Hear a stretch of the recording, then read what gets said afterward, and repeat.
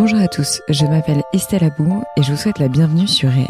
Avec ce podcast, je donne la parole à celles et ceux qui soignent le monde, l'environnement, l'économie, l'autre et les générations futures.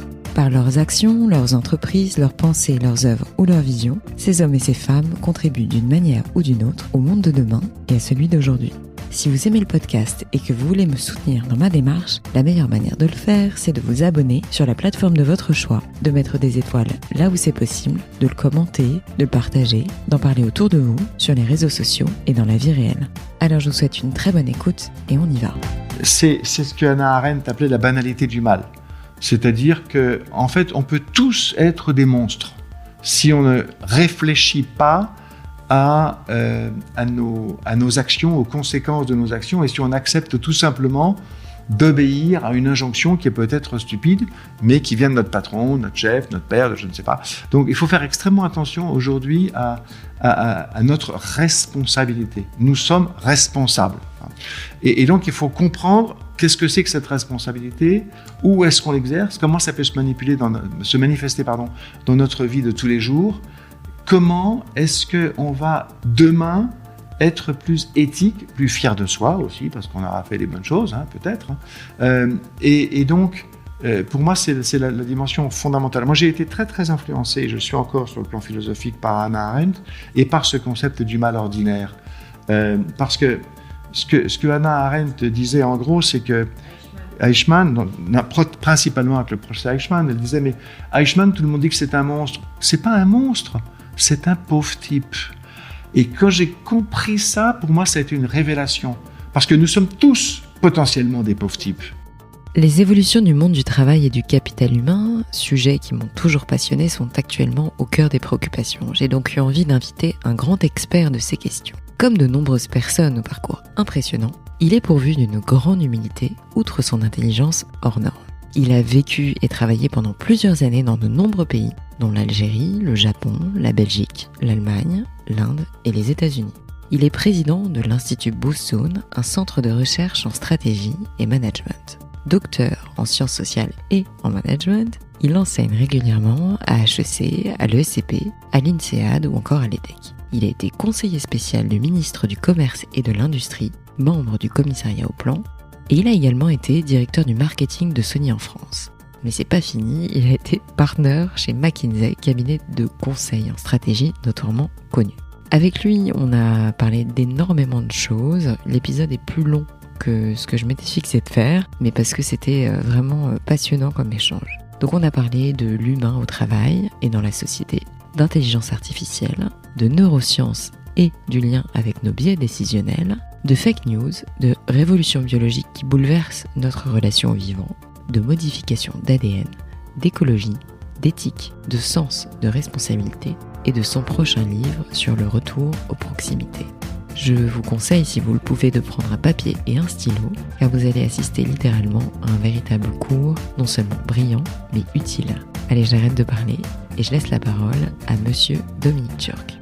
Dominique Turc, merci beaucoup d'avoir accepté mon invitation dans mon podcast. J'en suis très honorée. En première question, je pose toujours la même question à mes invités. Est-ce que je peux vous demander de vous présenter, si ça ne vous dérange pas, en quelques mots, autant sur le point de vue professionnel que personnel, si vous le souhaitez, mais comment vous vous présentez ? Merci Estelle, d'abord, merci de m'inviter, c'est l'honneur est pour moi. Sur le plan professionnel, moi j'ai un profil à la fois banal et classique, c'est-à-dire que j'ai fait mes études à HEC, et par contre après ça commence à changer un petit peu, j'ai fait d'autres études à l'université de Kobe au Japon. J'ai complété ce qui se fait beaucoup aujourd'hui, mais ce qui se faisait pas beaucoup à l'époque, par un doctorat en sociologie. Aujourd'hui, tout le monde fait un doctorat, tant mieux d'ailleurs, c'est bien. Tout le monde, pas tout le monde quand même.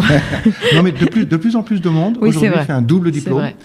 Et tant mieux, parce que ça veut dire qu'on a de plus en plus d'ouverture d'esprit, quand le double diplôme est évidemment dans une discipline différente.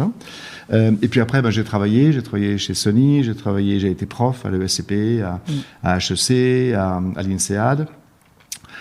J'ai travaillé comme consultant chez McKinsey, pas mal d'années en fait, plutôt à l'international.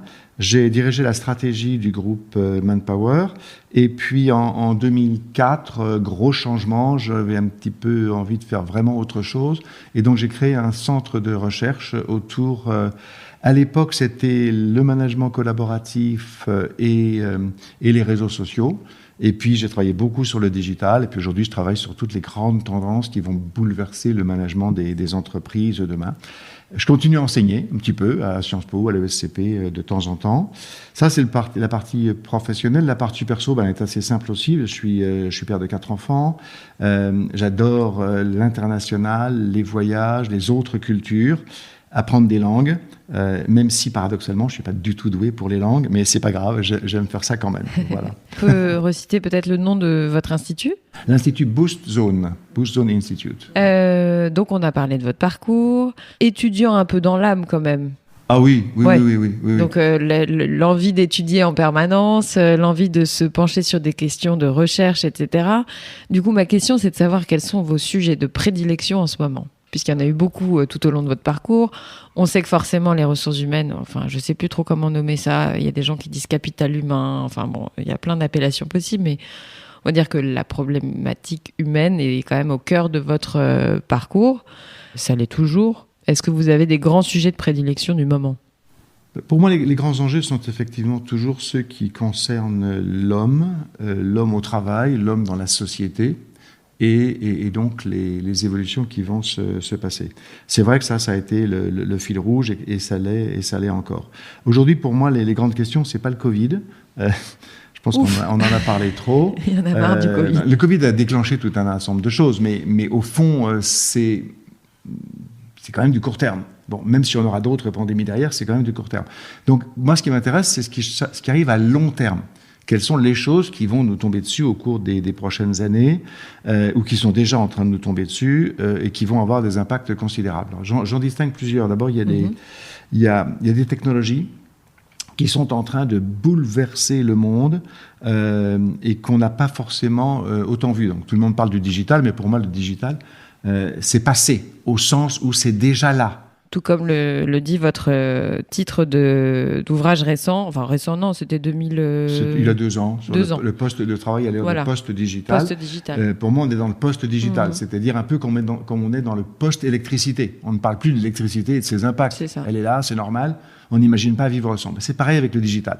Ça ne veut pas dire que tout est digitalisé. Il y a encore beaucoup de choses qui vont se faire dans ce domaine, mais l'idée n'est plus de se focaliser uniquement sur ce que pourrait bien faire le digital. Il va le faire. Donc, il y a d'autres choses. Parmi ces nouvelles technologies, il y a notamment l'intelligence artificielle qui, elle, repose sur du digital, certes, mais nous apporte des éléments complètement nouveaux d'évolution sociale, sociétale, technologique, etc. Donc là, l'intelligence artificielle, on commence beaucoup à en parler, heureusement. Il y a, deuxième grande force technologique, les neurosciences, où on commence à prendre conscience que notre cerveau nous trouble en permanence et que donc nous prenons souvent des mauvaises décisions. Donc une grosse partie de nos décisions sont en fait le fruit de biais décisionnels et on commence à peine, on commence à comprendre comment fonctionnent ces biais décisionnels. Ça ne veut pas dire qu'on va les éviter, mais ça veut dire qu'on va peut-être en réduire quelques-uns. Notamment dans le monde de l'entreprise. Notamment dans le monde de l'entreprise, dans le monde du marketing recrutement. En particulier. Les biais décisionnels, c'est à la fois ceux qu'on a sans le vouloir quand on prend une décision, mais c'est aussi ceux que l'on veut vous faire avoir. C'est-à-dire qu'en fait, on est tous manipulés d'une façon ou d'une autre. Et donc, si on réussissait à prendre un petit peu plus conscience de ces manipulations, gentilles ou pas, le gentil, c'est ce qu'on appelle le nudge, pas gentil, c'est vraiment la manipulation au sens propre, on se ferait peut-être un petit peu moins manipuler. Ça va très loin, par exemple, retweeter un tweet qui vient de vous choquer parce que c'est violent, etc., ça dit quelque chose de brutal, au moment où vous le retweetez, en fait, vous n'avez pas suffisamment réfléchi s'il y avait du vrai derrière. Mais comme vous êtes émotionnellement touché par le tweet, vous le retweetez. Ce faisant, vous faites que la fake news va continuer à se propager. Donc ça va très loin dans le détail de nos vies quotidiennes, les neurosciences. Donc ça, pour moi, c'est la deuxième grande technologie qui apparaît. La troisième, qui pour moi est extrêmement importante en technologie, mais qu'on néglige encore beaucoup, c'est la révolution biologique qui est en train de bouleverser complètement notre relation au vivant, puisqu'on est capable aujourd'hui de comprendre l'ADN, de modifier l'ADN, de comprendre comment l'ADN va se modifier lui-même, etc., etc. Et ça, en gros, pour être un peu caricatural, nos discussions sur les OGM des 20 dernières années, c'est peanuts par rapport à ce qui nous arrivera demain. Et donc là, il y a vraiment quelque chose où on a besoin d'une réflexion sociale, de comprendre où ça nous amène, etc. C'est-à-dire, en termes négatifs, on va dire. Qu'est-ce qui peut être... il y a du positif qu'est-ce qui peut aussi. faire peur? Ouais, mais qu'est-ce qui fait peur? Commençons par le positif. Le positif, c'est que grâce à cette compréhension de l'ADN et à la possibilité de le modifier par une technologie qui s'appelle en particulier CRISPR-Cas9, mais ce n'est pas la seule, on va pouvoir éradiquer un certain nombre de maladies. Aujourd'hui, on a déjà commencé avec des maladies rares. Alors pourquoi est-ce qu'on commence avec les maladies rares et pas avec Alzheimer, par exemple? C'est une vraie question. C'est tout simple. C'est que les maladies rares, souvent, elles sont le fait d'une mutation d'un gène. Elles sont monogénétiques. Donc une fois qu'on a compris la mutation et le gène, on peut modifier, puisqu'il n'y en a qu'un à modifier. Alors qu'une maladie comme Alzheimer ou beaucoup d'autres, elles sont multigénétiques. Donc on ne peut pas identifier clairement à partir de quel gène ça va se déclencher. Il y en a trop qui marchent ensemble. Donc pour ça, il nous faudra plus de temps. Mais on va éradiquer, ou au moins on va permettre de supprimer les inconvénients d'un bon nombre de maladies. On a déjà commencé, ça c'est très très important. Ça c'est le bon côté. Bon. Alors le mauvais côté, c'est qu'effectivement, puisqu'on peut modifier le génome, on peut peut-être le modifier dans l'autre sens. C'est-à-dire, si je veux que mes enfants aient les yeux bleus, qu'ils soient grands, qu'ils soient intelligents, qu'ils soient sportifs, peut-être que demain, ce sera possible. Et quand je dis peut-être, il faut retirer le peut-être. Demain, ce sera possible. Donc, c'est horrible. Là, moi, je trouve ça horrible. On peut entrer, oui, ça peut être horrible. C'est le film... Welcome to Gattaca. Je conseille à chacun de voir, parce que c'est intéressant de voir comment l'humanité... Ça m'a beaucoup marqué, ce film. Ce qui est intéressant dans ce film, c'est que derrière le moule extraordinaire de la société, ressort l'humanité de cet individu qui réussit quand même à s'échapper, à s'en sortir, à montrer qu'il est capable de faire des choses alors qu'il n'a pas été programmé pour ça. C'est ça. Donc le film, finalement, le film est optimiste. On garde bon espoir, oui. Le film est optimiste parce qu'en plus, il bénéficie de complicités, pas toutes payantes, certaines complicités gratuites. Donc c'est vraiment intéressant de voir que l'humanité ressort. Et c'est anticipateur surtout. Oui. Ouais. Et puis, donc ça, c'est les grandes forces technologiques et scientifiques. Il y a d'autres choses qui sont en train d'apparaître aujourd'hui. C'est plus récent et donc on a un petit peu de mal à bien les cerner. C'est toute notre relation à l'information et donc à la désinformation. Là, on a un vrai enjeu aujourd'hui. Alors, d'aucuns diront que c'est une perte d'esprit critique. Oui, un peu, mais je pense que ça va plus loin que ça. C'est aussi une perte de confiance dans certaines autorités. On a bien vu d'ailleurs avec la crise du Covid, tous les débats sur la valeur ou non de l'autorité scientifique. On continue d'ailleurs. Là, aujourd'hui, en ce moment, des gens disent qu'on n'a pas suffisamment respecté ce que disent les scientifiques qui voudraient en fait nous confiner en permanence parce que là, effectivement, le virus ne circulerait plus. Bon, donc c'est extrêmement compliqué d'avoir une relation saine à l'information aujourd'hui. Il y a trop de sources, trop de fake news. Et donc, il faut qu'on réapprenne à nous-mêmes à comprendre l'information, mais aussi à aider nos enfants, nos proches, nos relations, etc., à avoir une nouvelle relation à l'information. Ce qui nous pose beaucoup de problèmes sociologiques et de relations. Je vais vous donner un exemple qui moi, me travaille beaucoup. Si un de vos amis est en train de devenir complotiste obtus, qu'est-ce qu'on fait avec lui ? Est-ce qu'on arrête de le voir parce que c'est insupportable qu'à chaque fois qu'on le voit, il vous ressort ces théories complotistes et que chaque chose que vous dites, il vous dit « oui, mais toi, tu n'es pas au courant, moi je sais », c'est insupportable. Donc qu'est-ce qu'on fait ? On arrête de le voir ?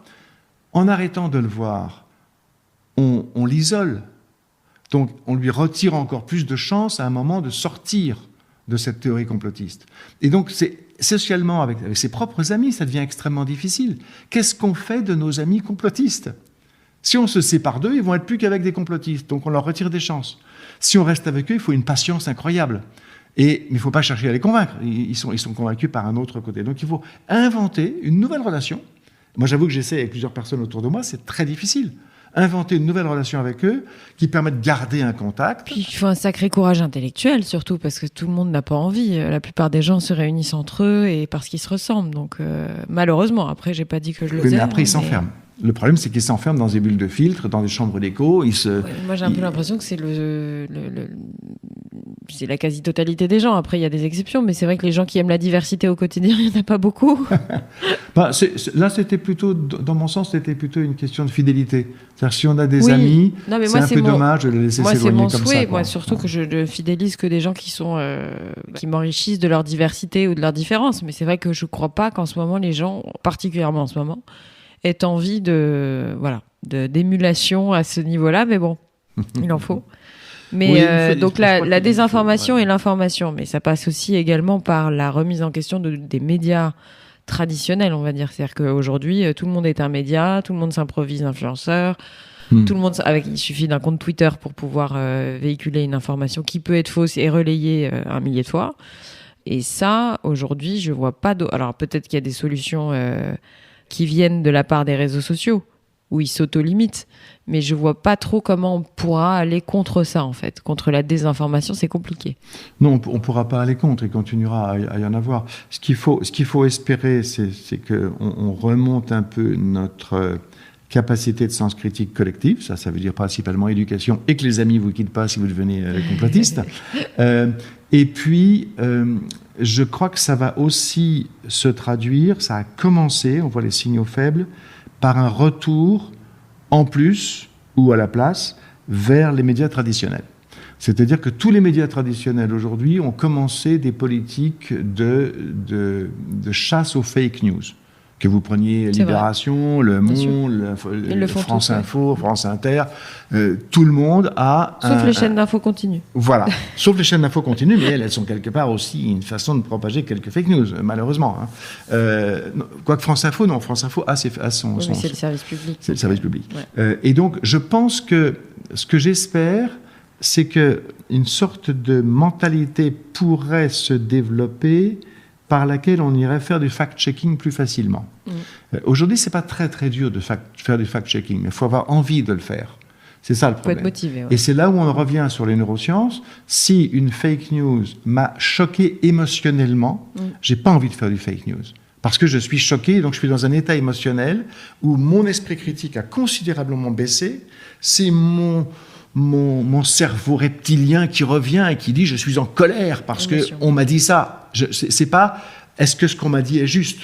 On m'a dit ça, donc c'est scandaleux, donc je suis scandalisé, donc je vais agir.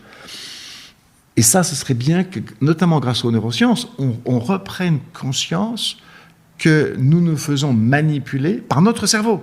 Alors, quelqu'un nous envoie une information, mais c'est pas lui qui nous manipule, c'est notre cerveau qui, en lisant l'information, finalement, nous met dans un état qui n'est pas correct. Donc, j'espère qu'on fera des progrès dans les petites prochaines années. Je reviens un petit peu sur le domaine travail, sociologie. Quelles sont les grandes tendances qu'on peut essayer de retracer, en fait, alors mixant à la fois ce qui vient d'arriver avec le développement du télétravail, enfin, on ne va pas revenir sur ces thématiques-là, mais en mixant avec votre expérience sur les 10 dernières années, qu'est-ce qu'on peut voir comme grandes tendances qui vont rester incrustées, j'ai envie de dire, enfin voilà, qu'est-ce qui va rester et qu'est-ce qui va disparaître au niveau travail, hein. Ouf, ça c'est une dans la manière question. De travailler peut-être. D'abord, l'impact du digital, effectivement, fait qu'on aura un peu plus de télétravail, ça c'est clair. L'impact de la crise du Covid fait qu'on va être beaucoup plus conscient de la notion de distance et de mobilité. Par exemple, les open space avaient déjà commencé à mourir. Je crois qu'ils vont continuer à mourir. Ça va même s'accélérer. Bon.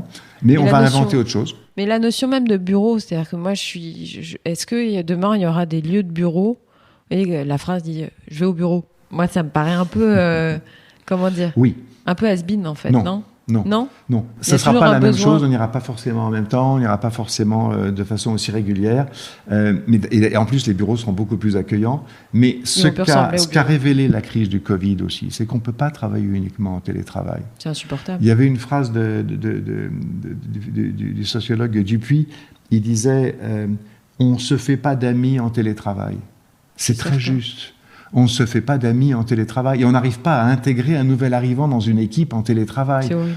Il faut qu'on se voit, notamment parce que le télétravail est une forme très efficace de travail, mais en étant efficace, elle a tué les moments morts. Elle a tué ce qu'on appelle les conversations fatigue, c'est-à-dire toutes ces conversations qui n'ont pas de sens. Ça va bien aujourd'hui? Oh non, il fait pas beau. Non, il fait pas beau. Il fait un peu froid, hein. Stupide, absolument inutile. Et pourtant, c'est ça qui crée le lien humain entre les individus le matin. Bien sûr. Dès lors qu'on n'a plus ces conversations fatigues, qu'on n'a plus les conversations à la machine à café, qu'on n'a plus les bruits de couloir, les rumeurs, etc., on est moins humain. On devient une sorte de robot, de machine avec son ordinateur écran. Et ça, c'est inacceptable. Regardez, aujourd'hui, plein de gens ont envie de retourner au bureau. Ah bah. Ne serait-ce que pour avoir les derniers gossips. Hein. Bon, mais oui, mais tant mieux. Ça prouve notre nature humaine. Donc sur les grandes tendances, donc on a dit, donc il y aura forcément du télétravail, voire un peu plus. On garde le bureau. Au niveau management, grosse remise en question quand même, non? Oui, ce qui est intéressant aujourd'hui, c'est qu'il va y avoir beaucoup d'attentes nouvelles. C'est-à-dire qu'on ne veut plus simplement un travail pour gagner sa vie. Malheureusement, dans certains cas, c'est encore l'essentiel, mais de plus en plus, on voudrait en plus avoir du sens, servir à quelque chose. Bon. Et donc, les entreprises vont devoir donner du sens. Hein. D'ailleurs, là, aujourd'hui, elles ont du mal à recruter parce que certains jeunes se disent « je ne veux pas entrer dans une grande entreprise ». Donc, c'est un peu embêtant, surtout pour elles. Et donc, il faut qu'on redonne du sens. Alors, le sens, ça va être quoi? Ça va être des façons d'être ensemble. Ça va être des missions. C'est pas un hasard si on vient de passer une loi qui demande aux entreprises de définir, si ce n'est leur mission, au moins leur raison d'être. Hein. Donc ça, c'est extrêmement important. On va demander ça Quand je dis on va demander, c'est les employés qui vont demander. Chacun va demander à l'entreprise de lui donner un peu de sens, de dire pourquoi je suis là, à quoi ça sert, quelle est notre mission, notre raison d'être. Est-ce qu'on est uniquement là? Est-ce que je me lève le matin de bonne heure pour enrichir l'actionnaire? J'en connais pas beaucoup qui ont envie de penser comme ça aujourd'hui. Hein. Donc pourquoi je me lève le matin? Ça va être ça le truc. Pourquoi je viens au bureau? Pourquoi je viens devant mon ordinateur? Donc là, on a une forte demande de sens. Et à l'intérieur de cette demande de sens, il y a une demande écologique en train de monter très très fort. C'est-à-dire en quoi est-ce que l'activité que nous avons dans cette entreprise a des externalités positives ou négatives sur le climat, sur ce que moi j'appelle le cancer de l'anthropocène, c'est-à-dire l'écosystème général dans lequel il y a le climat et la biodiversité, etc. Et il faudra que les entreprises répondent aussi à ça. Pas forcément en direct, hein, j'insiste là-dessus, ça peut être en indirect, ce que j'appelle les externalités. Hein. Moi j'ai été pendant longtemps chez McKinsey, aujourd'hui quand je regarde le bilan carbone de mes années chez McKinsey, jamais aujourd'hui j'accepterais ça. Mais à l'époque, on n'y pensait pas de cette façon-là. D'accord ? Il y a plein de voyages que j'aurais pu éviter. Mais on n'y pensait pas comme ça. Aujourd'hui, tout le monde y pense comme ça. Donc ça, c'est une externalité parce que ce n'est pas lié directement au travail de consultant, mais c'est lié à la façon dont je fais ce travail et l'impact que ça va avoir sur le climat. D'accord ? Et donc ça, on va l'avoir de plus en plus. Alors, il y avait effectivement le contact humain qui devient un luxe. Donc ça, je pense qu'on en a un peu parlé. Je passe du coq à l'âne. Puisqu'il y a tellement de sujets qu'on pourrait aborder avec vous que forcément ça se mélange un peu dans mon esprit. Mais c'est l'éthique. Voilà. Alors pas grand-chose à voir avec ce dont on parlait jusqu'à maintenant, mais je sais que c'est un sujet qui vous tient à cœur. Est-ce qu'on est devenu moins éthique aujourd'hui ? Je ne sais pas si on est devenu moins éthique, mais je pense qu'on a absolument besoin de développer notre sens éthique plus. Bon. Okay. Parce que, notamment des nouvelles technologies, et notamment la biologie dont on parlait tout à l'heure, et l'intelligence artificielle, vont nous poser des questions éthiques. Mais les choix éthiques qui vont être faits dépendent de chacun de nous, ça c'est extrêmement important à comprendre, et vont avoir des impacts sociologiques considérables. Bon. Et quand je dis que ça dépend de chacun de nous, c'est ce que Hannah Arendt appelait la banalité du mal. C'est-à-dire qu'en fait, on peut tous être des monstres si on ne réfléchit pas à nos actions, aux conséquences de nos actions, et si on accepte tout simplement d'obéir à une injonction qui est peut-être stupide, mais qui vient de notre patron, notre chef, notre père, je ne sais pas. Donc il faut faire extrêmement attention aujourd'hui à notre responsabilité. Nous sommes responsables. Et donc il faut comprendre qu'est-ce que c'est que cette responsabilité, où est-ce qu'on l'exerce, comment ça peut se manifester dans notre vie de tous les jours, comment est-ce qu'on va demain être plus éthique, plus fier de soi aussi, parce qu'on aura fait des bonnes choses, hein, peut-être. Hein. Et donc, pour moi, c'est la dimension fondamentale. Moi, j'ai été très, très influencé, je suis encore sur le plan philosophique, par Hannah Arendt, et par ce concept du mal ordinaire. Parce que ce que Hannah Arendt disait en gros, c'est que Eichmann, principalement avec le procès Eichmann, elle disait, mais Eichmann, tout le monde dit que c'est un monstre. C'est pas un monstre, c'est un pauvre type. Et quand j'ai compris ça, pour moi, ça a été une révélation. Parce que nous sommes tous potentiellement des pauvres types. Et donc, c'est pas simplement... C'est facile de dire que c'est un monstre. Et c'est facile de dire, moi, si j'étais là, je serais un héros. Ben non. Je suis pas sûr d'être un héros, d'abord. C'est facile à dire, mais pas à faire quand ça se présente. Et puis, c'est trop facile de condamner l'autre. Parce qu'en condamnant l'autre comme étant un monstre, je me dédouane, quelque part. Alors que si je vois que c'est un pauvre type, je suis forcé d'admettre que moi-même, je pourrais peut-être devenir un pauvre type. C'est la chanson de Goldman aussi. Si j'étais né en 17 à l'Eidelstadt... Oui, tout à fait. Voilà, c'est qu'est-ce que dans le même contexte, j'aurais fait moi-même. Même contexte. Et pour ça... Or, aujourd'hui, on est confronté à ce genre de questions éthiques très, très, très profondes. Alors, avec l'intelligence artificielle, par exemple, est-ce qu'il faut accepter qu'une intelligence artificielle devienne une autorité ? Ou bien est-ce qu'elle doit rester un expert qui m'aide à prendre une décision et c'est moi l'autorité ? Exemple, un juge, on dit aujourd'hui qu'on va faire de la justice avec l'intelligence artificielle. Non, le juge il peut être aidé par un système qui lui permet de voir tous les cas qu'il y a eu, etc. et peut-être de prendre une meilleure décision. Mais ce n'est pas à l'intelligence artificielle de dire durant là, il faut le condamner à 20 ans de prison. Non. C'est une décision qui doit rester celle du juge. Même chose pour le médecin qui prend ses décisions avec l'aide d'une intelligence artificielle, etc. C'est essentiel que l'homme reste responsable de ses décisions. Parce que la machine ne sera jamais responsable. Donc il faut un responsable. La grande différence entre l'IA et nous, même si l'IA peut faire plein de choses très intéressantes, elle ne sera jamais responsable. Nous, il faut qu'on soit responsable. Donc ça, c'est pour moi un élément fondamental. Mais ça implique quand même un double niveau, parce que moi, j'y étais confrontée. C'est qu'au sein de l'entreprise, il y a deux niveaux. Il y a ceux qui font les machines ou ceux qui construisent les sites Internet, construisent l'algorithme qui va permettre d'eux, etc. Mais cette personne-là, en général, qui fait cet algorithme, elle a un esprit d'ingénieur qui n'est pas un esprit forcément très... attention, je ne fais pas de généralité. Mais comment dire ? On va dire les instructions qu'on donne à quelqu'un qui va développer une intelligence artificielle, c'est ça en fait le plus important, parce que ce n'est pas la personne qui est... On va devoir mixer en fait. Ce que je veux dire, c'est qu'il y a une typologie de personnes qui mettent en place des intelligences artificielles, de la technologie, etc. Mais ce n'est pas forcément des esprits qui sont capables de recul. C'est un peu méchant ce que je dis, ou un peu bête. Oui et non, c'est-à-dire qu'en fait, il y a un besoin... On les emploie pour un besoin particulier. Il y a un besoin de formation et d'ouverture d'esprit aux ingénieurs. Il y a un enjeu au sein des écoles d'ingénieurs, c'est-à-dire ou d'ingénieurs ou de développeurs, on les appelle comme on veut, mais si on fait d'eux des robots ou qu'on leur demande juste d'avoir des bons résultats parce qu'ils sont capables de coder ou de développer je sais pas quoi, c'est catastrophique parce qu'on ne fait pas appel à leur sens humain, on ne fait pas appel à leur capacité de recul, de réflexion, etc. Donc ça commence quand même pas que dans l'entreprise, à l'école. Oui, alors c'est un vaste sujet. Ouais, je sais. Mais oui, ça commence depuis l'école. C'est pour ça que tout à l'heure je disais que c'est pas mal d'avoir des doubles formations. Parce que je vois plusieurs étudiants de Polytechnique qui font en même temps un master en philosophie. Bon, génial, parce que là vraiment, on a une appétence pour s'ouvrir l'esprit sur autre chose. Donc ça, c'est essentiel. Cela étant, attention, ne disons pas non plus que ça va être la faute des ingénieurs et donc je me dédouane en disant c'est la faute des ingénieurs. Non, mais ce que je veux dire, c'est qu'il ne faut pas limiter... Il faut faire casser un peu les silos, en fait. C'était ça ma question. C'était plus, oui, mais je veux aller plus loin que ça. C'est-à-dire qu'effectivement, il faut aider les ingénieurs. Il ne faut pas forcément leur faire confiance à 100%, même s'ils font du bon boulot, très bien. Mais il y a plusieurs choses, notamment dans l'intelligence artificielle. Il y a la programmation, ça ce sont nos ingénieurs, et puis il y a les bases de données. Parce que l'intelligence artificielle ne peut travailler que s'il y a des énormes bases de données. Sinon, elle ne peut pas travailler. Et donc, la question suivante, c'est est-ce que la base de données sur laquelle on travaille... Elle est éthique ou pas ?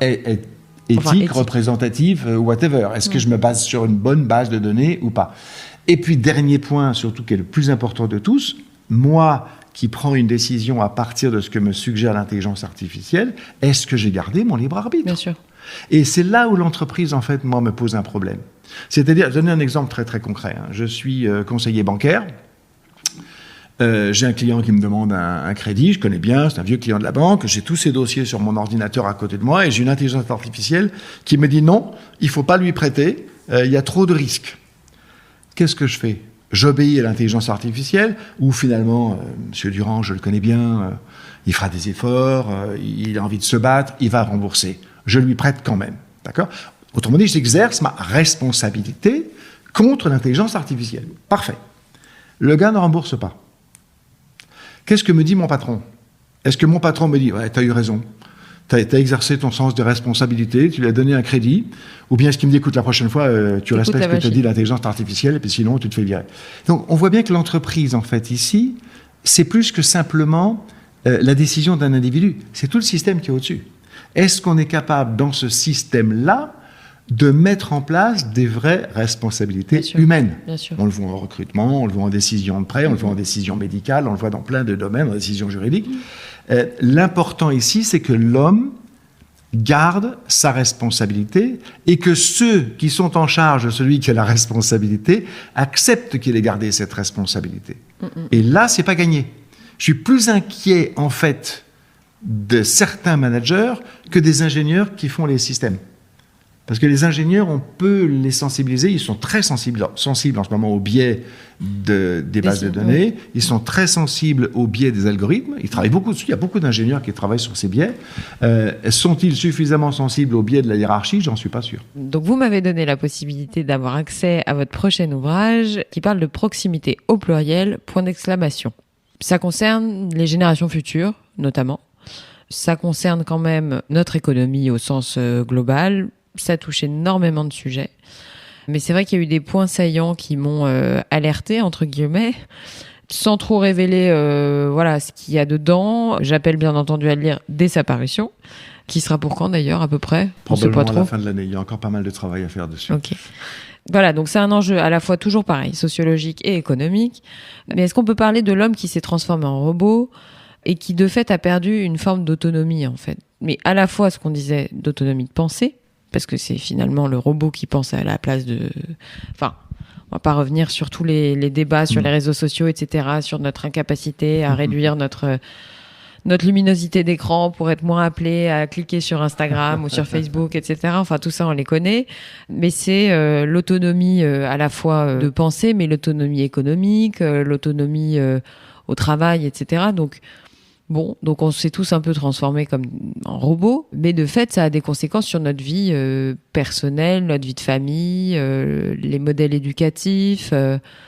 Voilà. Qu'est-ce que vous pourriez ajouter sur ce point ? Nos proximités, en fait, ont été bouleversées depuis 15 à 20 ans.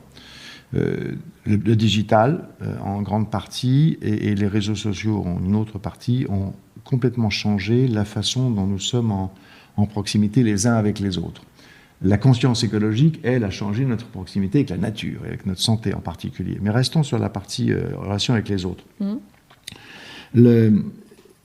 À travers le digital, et grâce au digital, on a supprimé des interactions. C'est-à-dire qu'on a supprimé ce qu'on peut appeler en économie des coûts de transaction. C'est-à-dire qu'en gros, au lieu d'aller à la gare pour acheter mon billet de train, je vais sur mon écran et j'achète mon billet de train. Avant, j'avais au moins une interaction avec une personne qui était derrière un guichet. Bien. C'était agréable ou pas, c'est pas la question. Il y avait une interaction. Bon. D'autant plus que comme je devais y aller, je rencontrais peut-être des gens dans la rue. Grâce au digital, on a réduit considérablement les coûts de transaction. Alors, la plupart des coûts de transaction, c'était des êtres humains. Au pire, par téléphone, mais c'était des êtres humains. Et aujourd'hui, on voit bien qu'on a de moins en moins de transactions avec des êtres humains, même quand on en voudrait. On n'arrive plus à en avoir. C'est ça, moi je suis triste. Voilà. Moi j'attends, je suis celle qui fait toujours choix numéro 4 pour parler à un conseiller.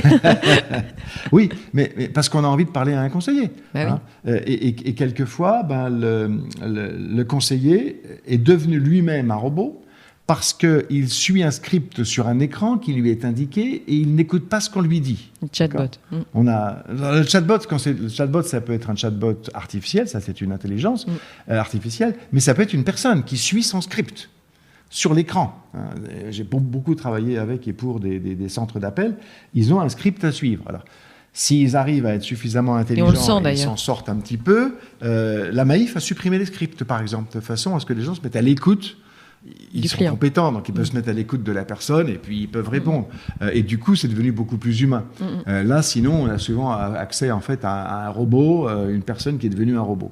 Donc ça, c'est la partie très négative de la réduction de la proximité à cause du digital, mais ne négligeons pas aussi les nouvelles proximités, parce qu'il y a des choses nouvelles qui sont apparues. Grâce aux réseaux sociaux, on reste en relation avec des gens avec qui on avait envie de rester en relation, mais peut-être qu'on n'aurait pas pu. Des grands-parents voient leurs petits-enfants presque tous les jours grâce aux photos que la maman met sur Instagram. C'est chouette. Ne nous plaignons pas de ça. Garder des relations, c'est formidable. Donc on a inventé des nouvelles proximités. Alors évidemment, il y a des côtés pervers. Dans le digital, je mentionnais tout à l'heure que les personnes sont devenues des robots. Okay. Dans les réseaux sociaux, on a des proximités perverses, notamment avec justement les groupes complotistes et autres, bien sûr, la haine qu'on trouve sur Internet, bien sûr des effets pervers. Mais dans l'ensemble, ces nouvelles proximités, elles ne sont pas mauvaises. On a pu inventer plein de choses, on est en relation avec plein de monde, on peut... moi, pour écrire mon bouquin, j'échange avec plein de monde que je n'aurais pas le temps de voir physiquement. Donc tant mieux pour ces nouvelles proximités. Mais il faut juste faire attention à ce que le côté pervers de ces proximités n'envahisse pas notre paysage personnel. Ça dépend de nous aussi, Ça dépend du temps qu'on va passer sur les réseaux sociaux. Il y a un slogan publicitaire qui m'amuse beaucoup en ce moment. Comme je l'ai dit au début, j'aime bien apprendre les langues, donc en ce moment, je suis en train de réviser et réapprendre le japonais à travers une appli qui s'appelle Duolingo. Et dans Duolingo, il y a un moment entre deux leçons où ils vous disent, c'est une forme de logo, ils vous disent 15 minutes par jour, ça peut vous permettre d'apprendre une langue. 15 minutes par jour, qu'est-ce que ça vous donne sur les réseaux sociaux ? Et c'est très bien vu. C'est tellement vrai. C'est très, très bien vu. C'est tellement vrai. Et en fait, la question des réseaux sociaux, c'est comment les utiliser à bon escient. C'est-à-dire que mes 15 minutes par jour, oui, ça m'apporte quelque chose. Mais si c'est juste regarder la vie des autres, ou lire sans lire, ou regarder sans regarder, ouais. Donc ce travail sur les proximités, pour moi, c'est un travail, c'est une clé de lecture qu'on n'a pas beaucoup aujourd'hui, de s'interroger là-dessus. Dont la proximité du traçage de nos données. C'est-à-dire que je me rends compte à quel point on est proche des gens qui nous observent, qui commencent à... tiens, mais ça me fait penser à une question. Est-ce que vous croyez demain qu'on pourra vendre nos données ? Est-ce que ça, c'est une tendance qui va... C'est déjà fait, ça. Oui, mais est-ce que ça va devenir une sorte de moyen rémunérateur ? C'est très rémunérateur. Aujourd'hui, moi, je peux vendre mes données et gagner ma vie avec ça. Est-ce que l'individu pourra vendre ses données ? Oui. Non, attention, pas au niveau économique. Pardon, ça, je ne sais pas. C'est possible, il y a des gens qui travaillent sur cette hypothèse. J'en doute un peu parce qu'en fait, aujourd'hui... On est déjà fondu dans des masses, en fait. Alors, en plus. Oui, et puis, il y a surtout quelque chose qu'on ne mentionne pas assez, c'est que aujourd'hui, on donne pas nos données. On les échange contre quelque chose.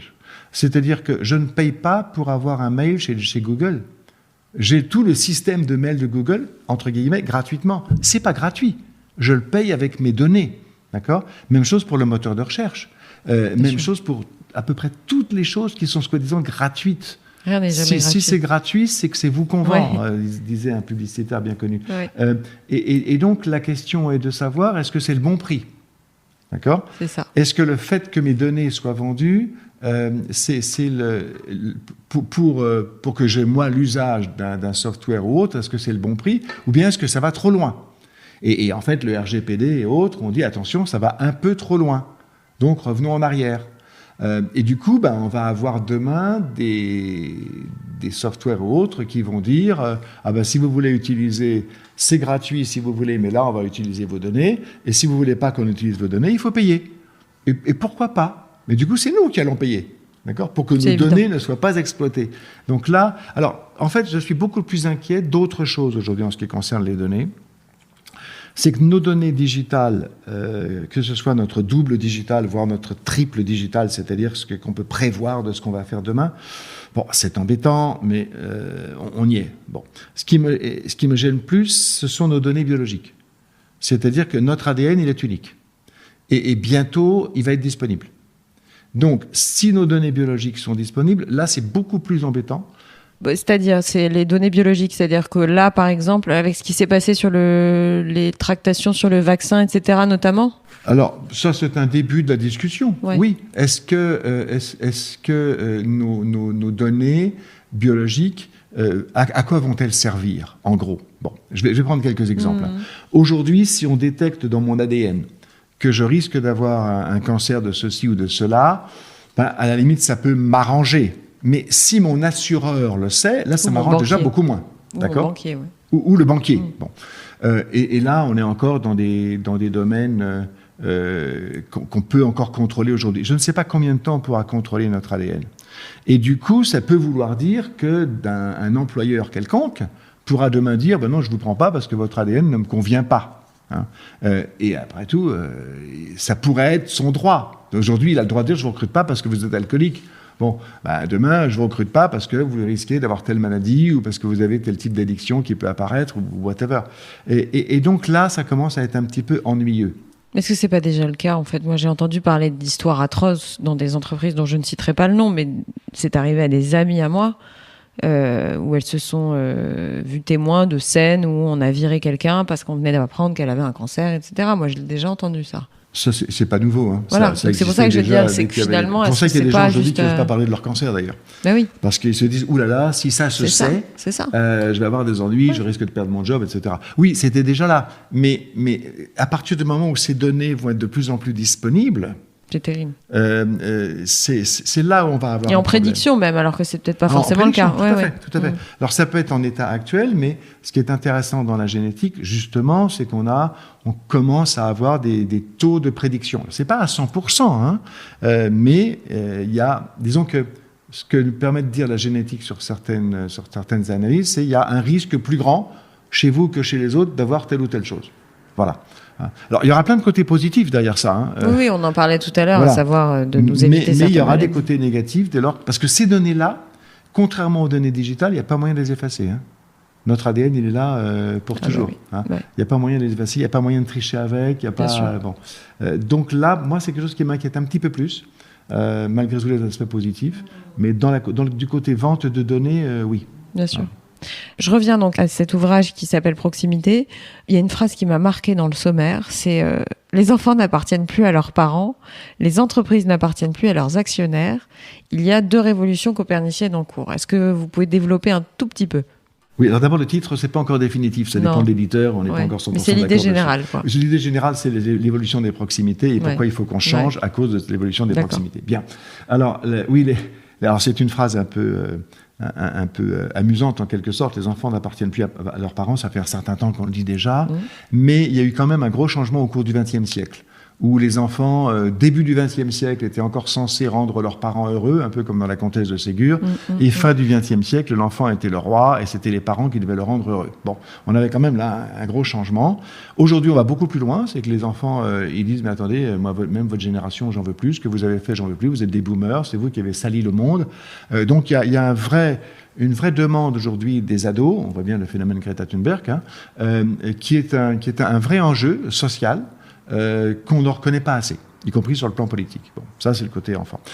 Les entreprises, en fait, l'un m'avait permis d'aller sur l'autre. Hein, c'est que les entreprises, jusqu'à pratiquement au début des années 90, on était friedmaniens. C'est-à-dire, en gros, ce que disait Milton Friedman, c'est l'objectif de l'entreprise, c'est de gagner de l'argent pour les actionnaires. Full stop. Tout le reste, c'est marginal. C'est fini, on le sait. Mais alors, du coup, à qui appartient l'entreprise ? C'est fini sans être fini, quand même. C'est fini. Non. C'est de façon aussi rigoureuse, c'est fini. Ne serait-ce que parce que la loi a demandé à ce qu'on prenne en compte certaines autres parties prenantes. Quand vous avez fait entrer les salariés au conseil d'administration, ça voulait dire l'entreprise appartient aussi en partie à ses salariés. Donc c'est fini dans un sens aussi rigoureux. C'est pas fini parce qu'encore beaucoup d'entreprises sont dirigées fondamentalement par une optique de profit pour l'actionnaire. Oui, mais ça va diminuer de plus en plus. Et donc la question qui se pose, c'est à qui va appartenir l'entreprise demain ? Parce que c'est pas simplement non plus aux actionnaires et aux employés. Il y a beaucoup de gens dans les entreprises. Moi, j'ai travaillé dans une société d'intérim pendant des années. Ils sont pas salariés, et pourtant ils travaillent beaucoup, les intérimaires, au succès de l'entreprise. Ils sont pas au conseil. Hein. Bon, l'environnement, les fournisseurs sont pas au conseil. Le climat n'est pas au conseil. Et donc, comment est-ce que demain, ce qu'on appelle aujourd'hui les parties prenantes, vont être effectivement associées aux résultats de l'entreprise? Par quel type de tournant juridique est-ce qu'on va passer? Par quel type de pression est-ce qu'on va passer? Des exemples intéressants, par exemple, en ce moment, c'est que vous avez des entreprises qui songent à changer leur nom ou le nom de leurs produits parce qu'il y a des pressions externes, ou à changer même leur production, parce que vous avez tout un mouvement de refus de non ou d'attitudes qui étaient acceptables hier, qui ne le sont plus demain. Regardez ce qui se passe, par exemple, l'un des bons exemples en ce moment, c'est la maltraitance animale. La maltraitance animale, tout le monde s'en fichait il y a 20 ans, ce qui se passait dans les abattoirs. Aujourd'hui, vous ne pouvez plus avoir un abattoir qui ne respecte pas le bien-être animal. Bon, et ça, c'est un exemple parmi d'autres. Hein. La fourrure, on n'en parle plus beaucoup de la fourrure aujourd'hui.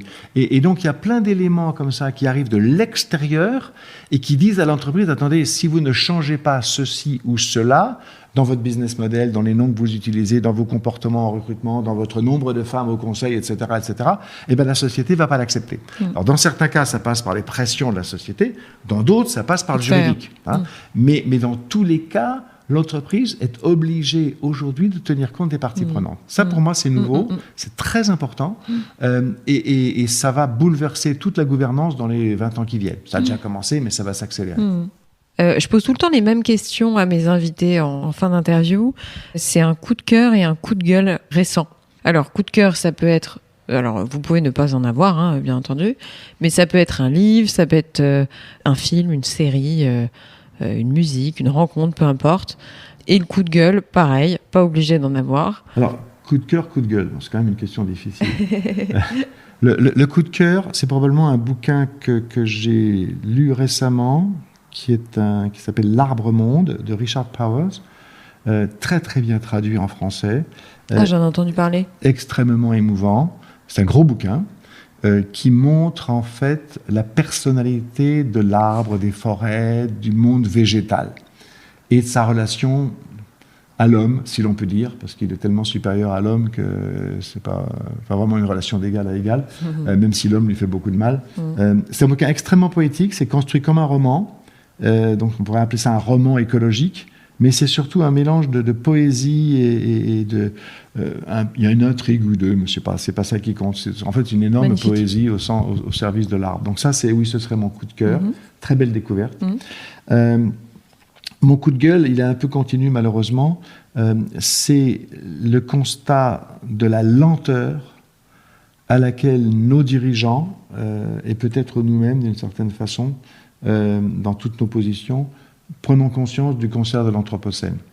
Ce que j'appelle le cancer de l'Anthropocène, c'est tout ce qui est en train de se passer dans notre environnement, c'est-à-dire à la fois la façon dont l'homme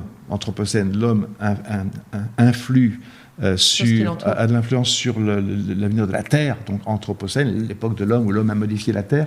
Quand je dis que c'est un cancer, c'est que s'il n'y a pas que le climat, il n'y a pas que la biodiversité, il n'y a pas que le réchauffement de la planète.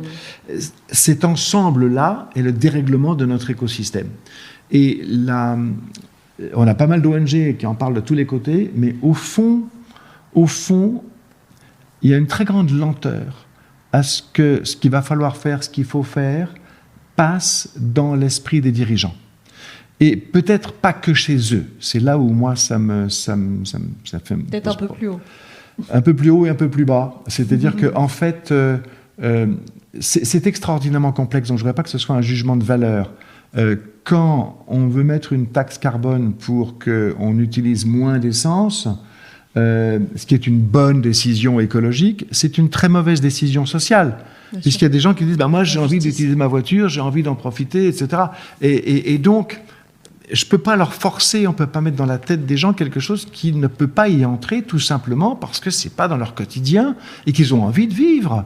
Donc on a une complexité très grande aujourd'hui à avancer pour intégrer ces enjeux du cancer de l'Anthropocène dans notre vie quotidienne. Chacun de nous a du mal. Hein. C'est assez facile d'en parler, c'est extrêmement difficile de changer notre propre mode de vie. Et cette lenteur, elle est évidemment aussi chez les dirigeants. Alors, quand on parle, on fait une convention citoyenne, les gens ont tout un tas d'idées, on n'en garde qu'une partie, on va dire, on n'a pas gardé assez. Oui, c'est possible. Hein, mais est-ce qu'on aurait pu en garder plus sans risquer un véritable problème social plus loin? Donc cette espèce de lenteur, je la comprends, mais elle me révolte quand même, parce que j'ai envie qu'on aille plus vite. Un mot de la fin, quelque chose à ajouter, un message à faire passer, peut-être une question que j'ai pas posée, ou quelque chose que vous souhaiteriez aborder. Pas d'obligation toujours. Non, ce qui est là, pour moi un message important à avoir à l'esprit aujourd'hui, c'est justement dans ces notions de proximité, on est aussi en train de prendre des distances. Et il y a, Jérôme Fourquet parlait de l'archipel français, c'est-à-dire cette façon qu'on a finalement d'être sur des îles ou des îlots de plus en plus isolés les uns des autres. Et je ne partage pas 100% cette notion d'archipel, mais elle est quand même là, c'est-à-dire qu'il y a pas mal de gens qui commencent à s'isoler d'une façon ou d'une autre sur leur îlot. Et donc pour moi, la vraie question à la fois politique et de l'optimiste que je suis, c'est de se dire comment construire des ponts entre les îles. Du lien. Qu'est-ce qu'on peut faire comme lien pour que des personnes, des groupes puissent au moins se comprendre, si possible se rapprocher.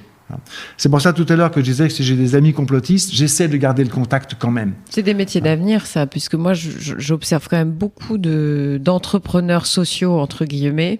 J'aime pas trop ce terme parce qu'il faudrait que l'entrepreneur soit automatiquement social, mais bon, ça c'est un vaste sujet aussi, qui essayent de recréer des liens au niveau des proximités, justement, c'est-à-dire de recréer des communautés liées entre elles par des problématiques.